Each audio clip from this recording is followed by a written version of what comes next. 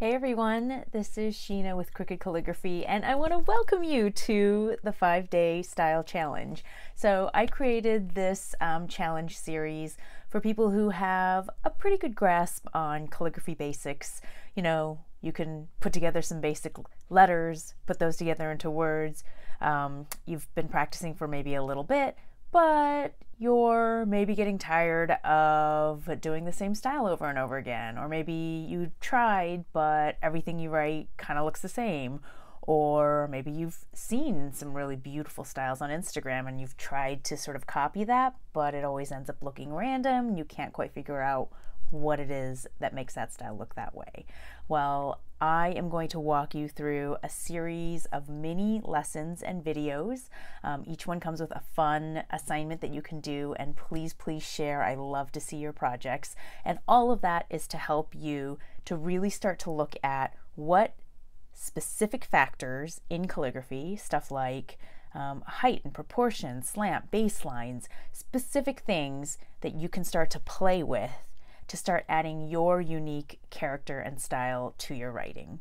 Because I think that I could give you alphabets all day long, you could copy things all day long, but as soon as you start to really understand what fundamentals, like what goes into actually creating a style, then you could create, a million different styles of your very own. So that's what I'm going to try and give you a little hint of during this 5-day challenge.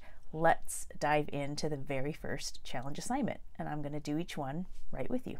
Okay, so our first challenge assignment is to write a very simple sentence, and we're just trying to get a baseline really of what your basics look like and what your sort of current style looks like. And this is the setup that I usually use when I'm doing calligraphy. These are pretty basic beginner supplies, but if you're unfamiliar with these, then check out startmoderncalligraphy.com. startmoderncalligraphy.com. That's another free guide and resource that I've put together for you guys. If you're just getting started out with pointed pen, that's what this is, a pointed nib. If you're just getting started out with pointed pen calligraphy, it tells you exactly what this nib is, what the best beginner ink is, what the best paper is that I recommend, and it has specific links to everything so that you know exactly where to get it. And it even shows you with a video how to start using the tools. But I'm going to assume that you all have some basics, some beginner knowledge of calligraphy. And I forgot to mention, but you can do this challenge with a pointed pen, a brush pen, a water brush pen, a freeform brush, faux calligraphy even, any type of calligraphy you can apply these principles to. But I'm going to use pointed pen because that's my jam. So the challenge assignment is to write, "Hi, my name is," insert your name, and this is my style. So there are actually a few kind of sneaky lessons in this seemingly very simple assignment. The first is I am going to write this, you don't have to, but I'm going to write "Hi, my name is" with block text. So that could be a whole separate lesson unto itself. But my suggestion with block text is to go slow.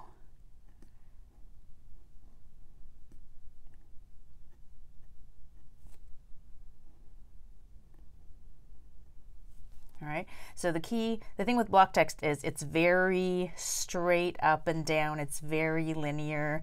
It's not as forgiving as script, right? You have to sort of get it pretty straight and looking pretty uniform in height and slant in order for it to look decent. So this actually is much harder than it looks.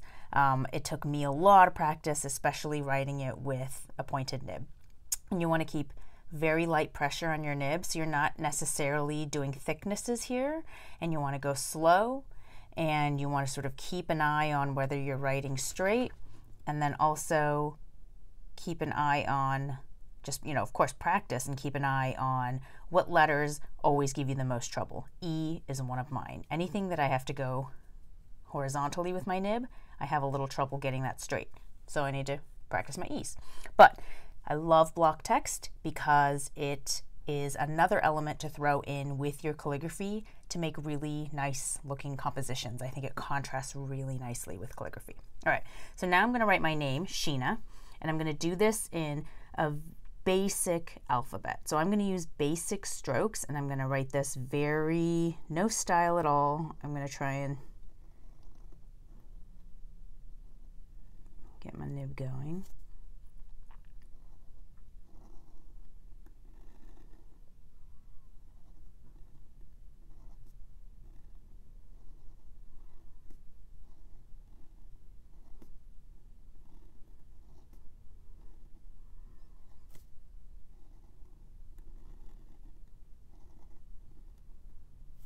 All right, so that's a real basic way of writing my name.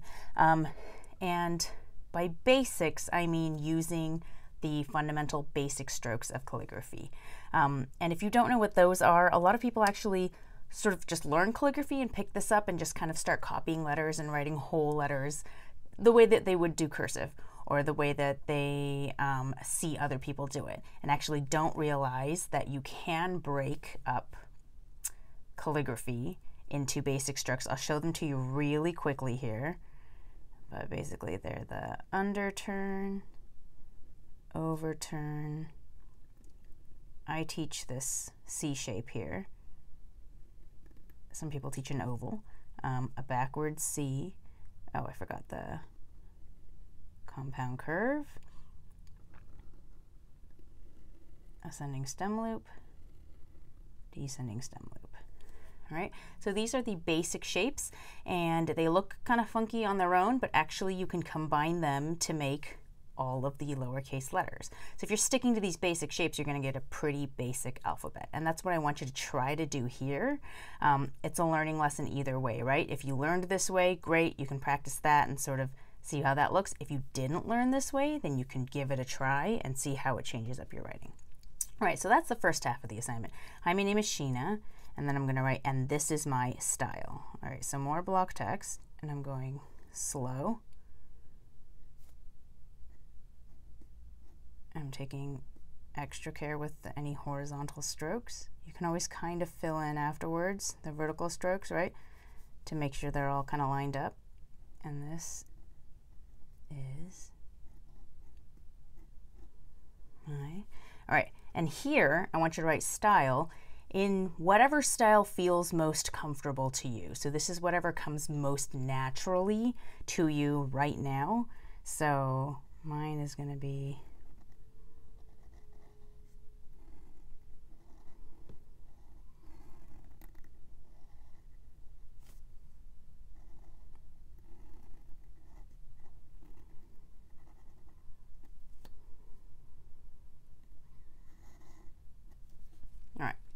So that's kind of what flowed most easily from my nib. And let me zoom in a little bit so you can see this. All right. So the reason I want to lay this down as a baseline, and the reason I asked you to do this basic alphabet first and then your style, is you can already look at the difference between this and sort of start to see what things you already naturally vary, right? So here, my S, the letter form, is different, right? So you can always sort of, some letters are hard to vary, like I. Other letters you can look up, you know, different ways to write them. So that's one way to add style, right? I have these, the entrance and the exit here. So that's another sort of quick way to add something, right? A little extra. I have a little bit of a varied baseline here, so I have a bounce going, right? This is a little bit lower than this. This is a little bit lower, so I have a little bit of varied baseline going. I have varied here the shape of my descender. I would say the slant is actually a little bit more exaggerated than with the basic that I have here. I haven't connected each of my letters, right? You don't necessarily need to do that. And I've added this sort of flourish shape to cross my T. And then other things like the height is pretty similar, right, between both. The proportion is pretty similar between both. The overall kind of shapes pretty similar, but if you break down, compare these two, and really start to list out, okay, what is it that is making my stylized thing look different from my basics thing, then you can kind of start to understand, what might go into making style? What could I tweak later on? So that's what we're going to address a little bit more in tomorrow's challenge assignment and lesson. So feel free to play around with this assignment. You can, again, do block text, you can do sans serif, you can do with serif, you can do it all in script, whatever feels fun to you, and really set down this baseline for your little style journey that we're going to go on together. And of course, remember to share on Instagram. That's my favorite social media platform. In your stories or in your feed, tag me at Crooked Calligraphy and hashtag Crooked Style Challenge. And I will always take a look at those, and I'm going to try and feature some of my favorites on my own stories. So I hope you had fun with that lesson. Stay tuned for tomorrow's lesson.